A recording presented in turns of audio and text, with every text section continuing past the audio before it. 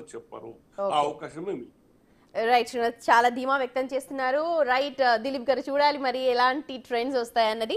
ఇప్పుడు నేను ఏవైతే అంశాలు శ్రీనివాస్ గారితో మాట్లాడానో ఈ జవాన్ కావచ్చు, కిసాన్ కావచ్చు, ఈ పైల్వాన్ సంబంధించి ఇవి ఎలాంటి ఎఫెక్ట్స్ హర్యానాలో ముఖ్యంగా మనకు కనిపిస్తూ ఉన్నాయి? ఒకటండి, వాటి ప్రభావం ఏ మేరకు ఉంది అనేది మనం సాపేక్షంగానే చూడాలి. అవును. మనకి నాదొక అభిప్రాయం ఉంటుంది, శ్రీనివాస్ గారిది ఒక అభిప్రాయం ఉంటుంది, మీరు ఇంకొక కాంగ్రెస్ నేతను కూడా ప్రవేశపెడితే ఆయన ఒక అభిప్రాయం ఉంటుంది.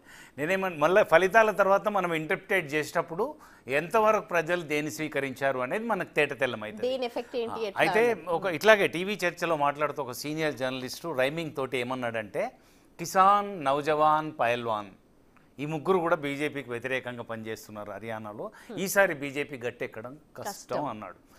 అన్నట్టుగానే ఆ మూడు సెక్షన్లు మీరు అన్నట్టు పంజాబ్లో కానీ హర్యానాలో కానీ every second house or third house నుంచి ఎవరో ఒకరు ఆర్మీలో ఉంటారు.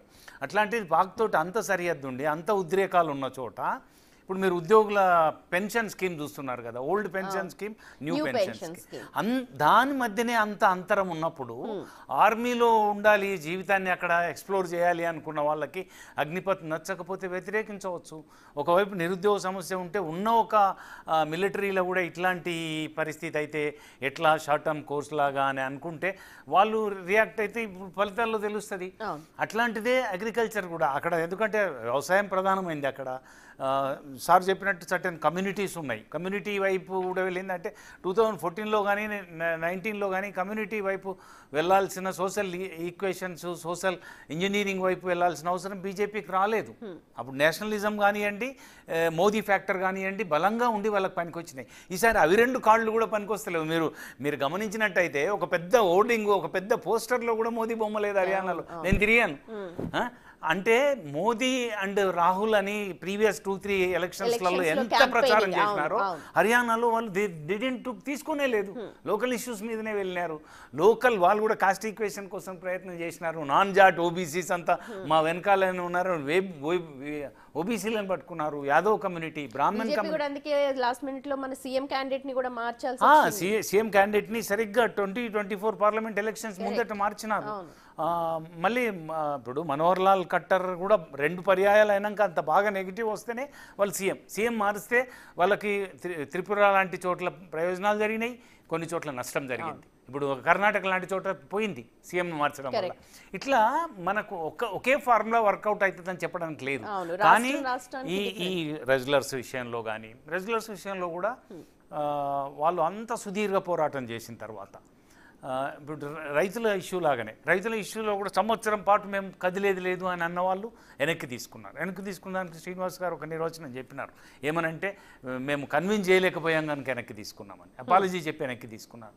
అట్లా ఈ దీంట్లో నన్ను ఎక్కడన్నా ఒక చోట ఆయన మీద చర్య తీసుకుంటారేమని రెజ్లర్స్ సంబంధించి వాళ్ళకి మద్దతుగా వచ్చిన సివిల్ సొసైటీ కూడా చివరికి వాళ్ళకు వచ్చిన పథకాలు చేతిలో పట్టుకొని యమునా నదిలో వేస్తామని ఒడ్డుకుపోతే కూడా సివిల్ సొసైటీ రిక్వెస్ట్ చేస్తే ఆగి వెనక్కి వచ్చినారు. ఇంత సెంటిమెంటల్ ఇష్యూస్ ఉన్నప్పుడు అవి ఏమాత్రం ప్రభావం చూపించవు అని కళ్ళ గంతులు కట్టుకున్నట్టుంటే కూడా పాలిటిక్స్లో పనిచేయదేమో అని ఇప్పుడు అవి ఫలితాలు చెప్తాయి. ఇంకొక గంట 2 గంటలో మనకు తెలుస్తుంది. ఇట్లా చాలా ఇష్యూస్ అక్కడ కోపమైనాయి.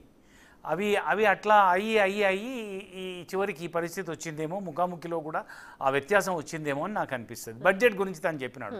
బడ్జెట్ ఓకే, సంఖ్య పెరుగుతుందండి. ఇప్పుడు ఇండియా ఒక పెద్ద మార్కెట్ ప్రపంచానికి. ఎకానమీ మోదీ గారు ఉన్న, మన్మోహన్ సింగ్ ఇవాళ వరకు ఉంటే సైజు ఎంతకు పోయేదో. మన యునైటెడ్ ఆంధ్రప్రదేశ్ 1,00,000 కోట్ల బడ్జెట్ అన్నప్పుడు అందరం ఎగిరి గంతేశాం. సెపరేట్ స్టేట్ అయిన తర్వాత చెరొక 1,00,000 పెట్టినారు. ఇవాళ 1,75,000 కోట్ల బడ్జెట్ ఉంటే దాంట్లో మీరు ఆశ్చర్యపోతారు, ఒక 70,000-80,000 కోట్లు ఇంట్రెస్ట్లు కడుతున్నాం అప్పులకి. దాదాపు అంతే అమౌంట్ జీతభత్యాలకు వెళ్తా ఉంది. ఇంకా డెవలప్మెంట్ కనుక ఈ numbers always speak of truth అండి.